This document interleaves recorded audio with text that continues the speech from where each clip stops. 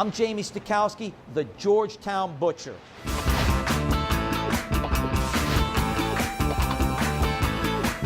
Look, there's a lot of cuts of beef on a cow, but when you're talking steak, most folks know there's only one that beats all the rest.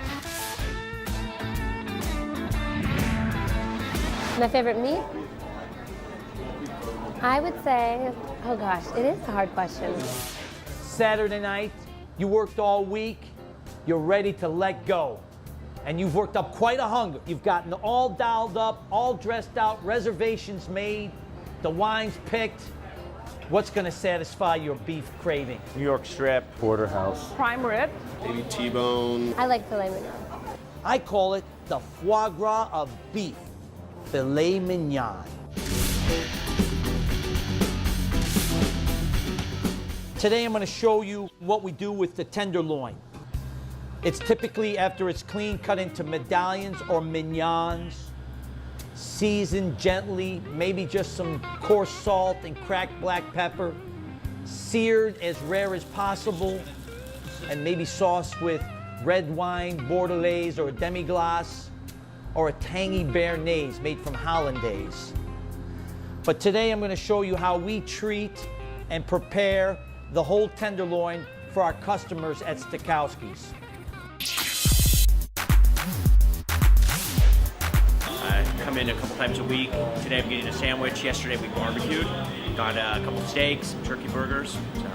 Love fillets. When my wife is out of town, so I come over here and I get the finest fillets in the city. Let me get clean in this, and I'm just going to show you how precious this is. Why? Well, for starters, there's only 2 of these on a cow. What we do here at Stachowski's, the Georgetown Butcher, is we serve cuts of meat to the customers here. We call them chef ready. What that means is it's as if a chef cleaned and cut your portion of beef or meat or whatever cut for you, and it's ready to cook. You don't have to do any trimming, no prep. That's what we mean by chef ready.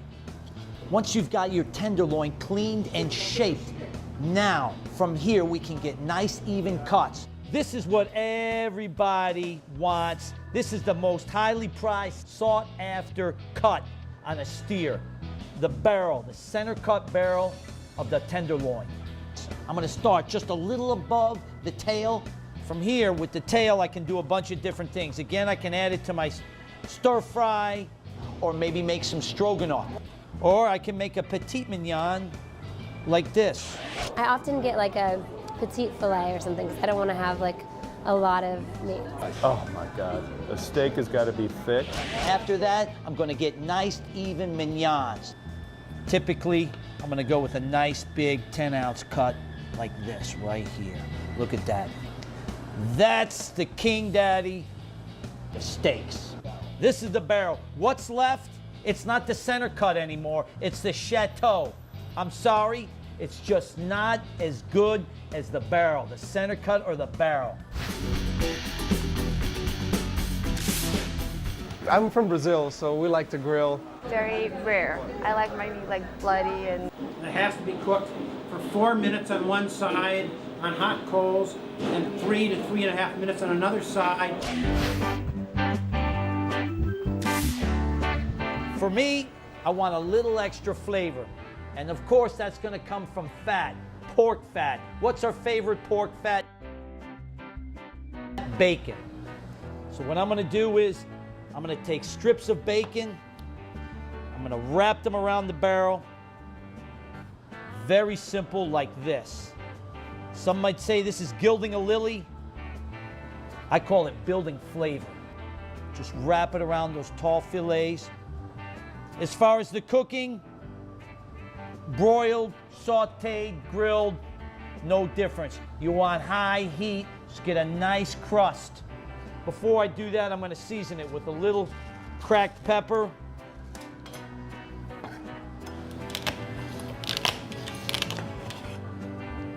So I'm gonna take a little bit like this, a little bit like that, this bacon, and that cracked black pepper. And this, I'm just gonna cook it right on top of this sprig just right on top of this sprig of thyme. That way when it's done cooking, I can pull it off. There might be a few leaves encrusted into the top there, but it's gonna impart some wonderful flavor.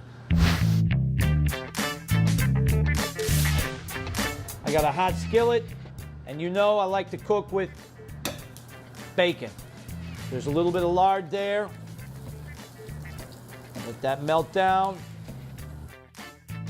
I'm just gonna put that down like that. And at first it's gonna pop a second, but then it's just gonna sizzle away, nice and gentle. Well, the hot pan is gonna sear the flesh, caramelize the outside of the flesh, and just that searing and caramelizing of that flesh is just gonna make it taste wonderful. It's gonna give it a little texture, a little crunchy outside, tender, soft inside. It's gonna be delicious. We'll also tip it on its side and crisp the bacon also. But I'm gonna sear it on all sides and let it finish in the oven. This steak won't take more than 15 minutes and it'll still be rare to medium rare. There you go. You see how that nice, we have a nice crust. See that sizzle right there? That's flavor, baby. That's the sugars and the proteins caramelized. We got a nice little crust. That'll be texture, concentrated flavor. Same thing on the other side, then in the oven. If, like most people, you're not familiar with texture to tell your temperature, use a thermometer. That's one common denominator. Everybody's oven is different. But there's one common denominator, that's the internal temperature. For medium rare, we're looking for 125. Okay, our filet's been in the oven for about 10 minutes. I'm looking for medium rare. Let me go check it. Oh yeah. Oh, there it is. There it is, that's beautiful. So let me put this right here. Oh, I can feel it. I can feel it. That's our filet mignon, the king of beef, the prize cut of beef by choice from elite beef eaters. So I'm gonna cut it open, you're gonna see what I'm talking about. Filet mignon, as far as beef goes, I don't need to convince you. It doesn't get any better than that.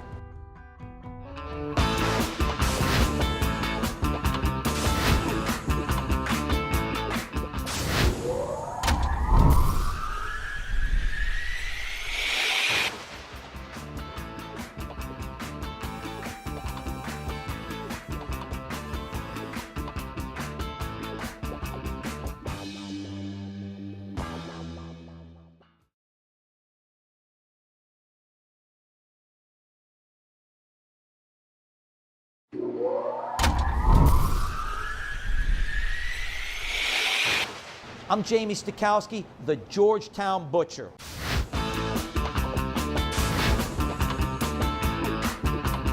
We all know there's a lot of ways to enjoy meat.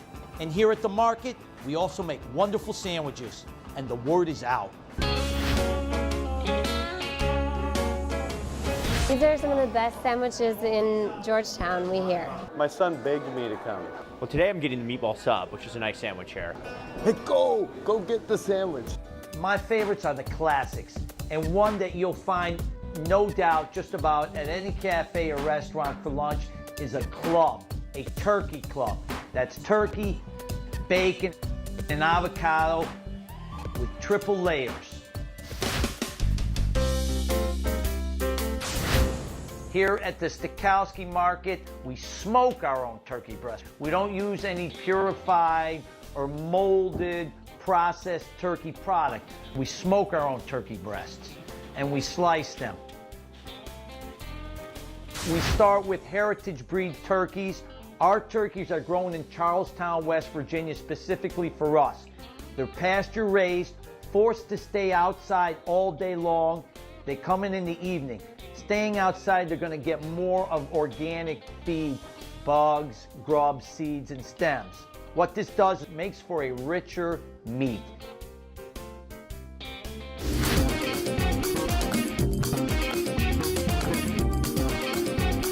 Pastrami sandwich, man. Pastrami is absolutely one of my favorite cuts of meat. In between jobs, and I said, well, I think I can slide up 28th Street on my way and get me a sandwich.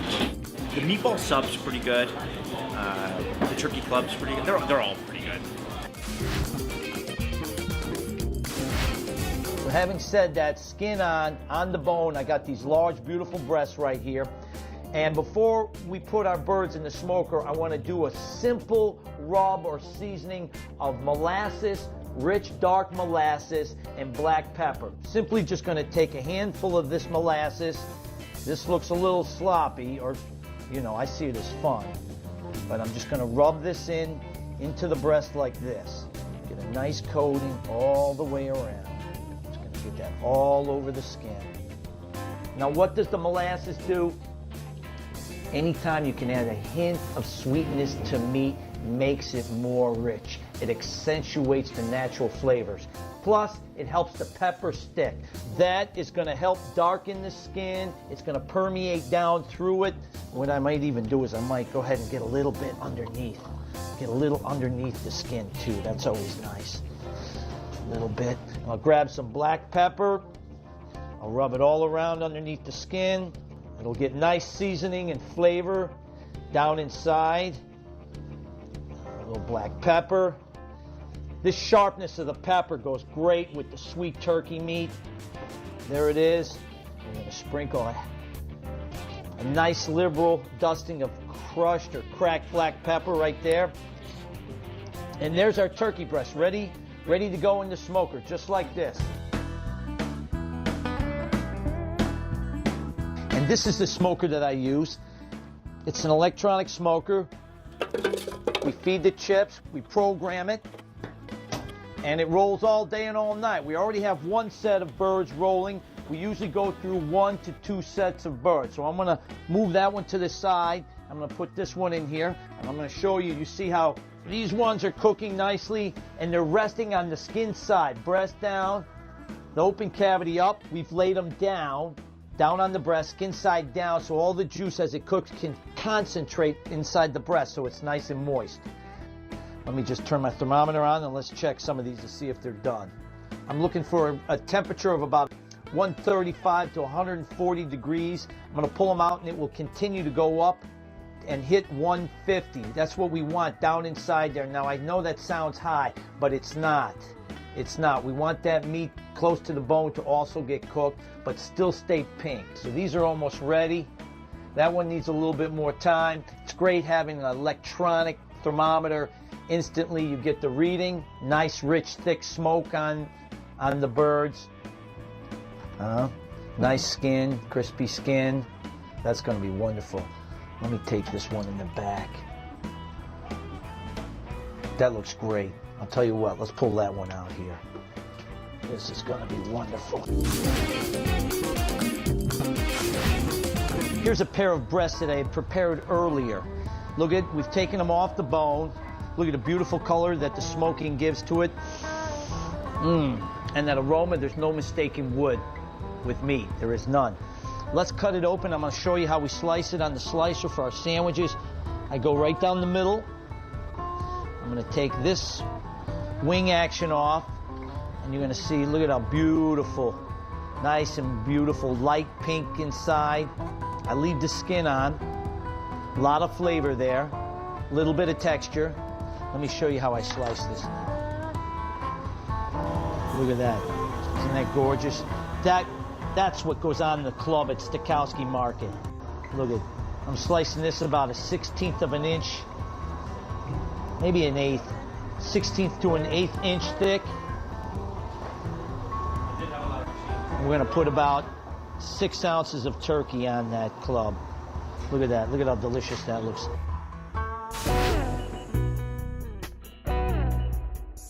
The problem with a turkey club is it's enough for 2 people. So when you get it, you always have to figure that you're going to share it with somebody because one person can't possibly eat it. Now there's no secret to this sandwich, just good, wholesome, all natural ingredients. I'm going to show you the turkey club right now. Look at this. I start with 3 layers of wonderful, lightly toasted bread. Everybody loves mayonnaise, so I'm going to put it on not 1, but 2 of the sides. Okay, there's 2 meats on our sandwiches, okay? On the turkey club, bacon. Start with a nice little pile of rendered bacon. Top it with sprouts because we're healthy, right? Sprouts are very healthy. Put a little bunch of sprouts on there. Tomato. Slices of thinly sliced or cut tomato. I'm going to spread them out right there. Look at that. Cheese. 2 slices of the best Swiss cheese we could find. Here we go. The middle slice of bread goes right on top of that. Look at these wonderful light pink, freshly smoked and sliced turkey breast. Okay. Everybody calls these Dagwood sandwiches. All right, so let's get our turkey right here. Don't miss the seasoning. A light shake of salt and pepper. And now, what's a club sandwich, a turkey club without some a little tropical? Avocado. A nice quarter wedge of avocado peeled. Look at this. Fanned out right across the top. And then the final layer of bread. Just gonna press it into shape. A couple of toothpicks are gonna hold it in place. And each sandwich gets cut in diagonal right in half. In a second, you're gonna see it will be revealed to you why our sandwiches are the best in the city. Look at that. Now that's a turkey club. Made at the Stachowski Market. Go to our website and you'll be able to check this out. You'll know everything about it. The only thing you won't be able to do is to try it. Trust me, it's delicious.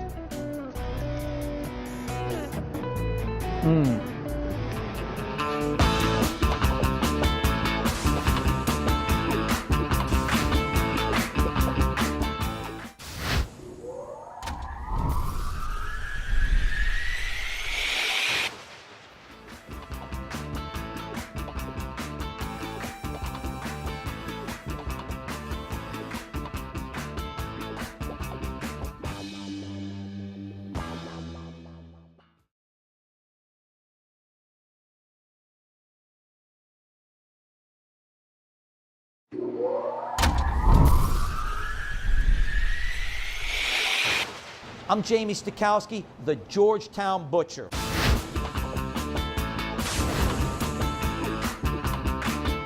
Today, a cut of beef that can't be beat. My favorite meat? I would say, oh gosh, it is a hard question. I'd probably say New York strip. I really like flank steak. The porterhouse. The big daddy of roasts, prime rib. I would order a ribeye. Oh, I just love ribeyes because they have so much fat in them. Yeah, ribeye. Ribeye. I do like ribeye. I think those are the best pieces of meat, are the ribeyes. A lot of people love ribeye. A lot of people prefer ribeye over New York strip. Now the New York is going to have a little bit more of a bite. The rib, just like a lamb chop or a pork chop, it's going to be a little bit softer, but very, very juicy. Tender, very juicy, very rich, sweet meat. And there's a lot of like fat marbling throughout it, so it's always very juicy when you cook it well. Oh, they just got so much flavor from that fat, that layer that runs around them. Talk about flavor and tender juiciness. Off the bone, known as ribeye. And from that, world famous cuts of steak are called Delmonico's. Delmonico. The Delmonico. I think the Delmonico is a bigger piece of beef. You threw me for a little bit of a loop there. I don't know exactly what a Delmonico is.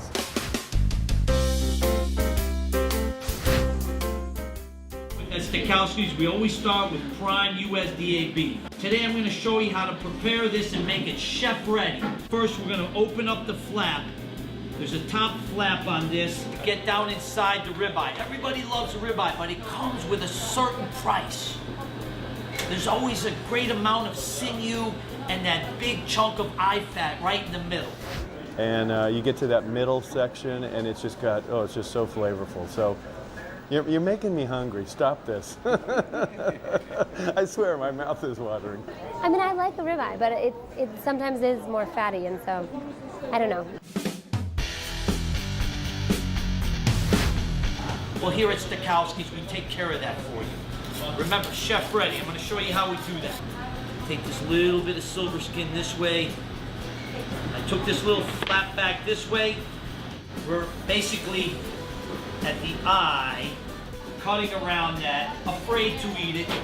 And that's where the flavor is. When you're out with guests sitting around the dinner table, you know everybody's afraid to eat it. So let's just get it out of there. That's what everybody has a hard time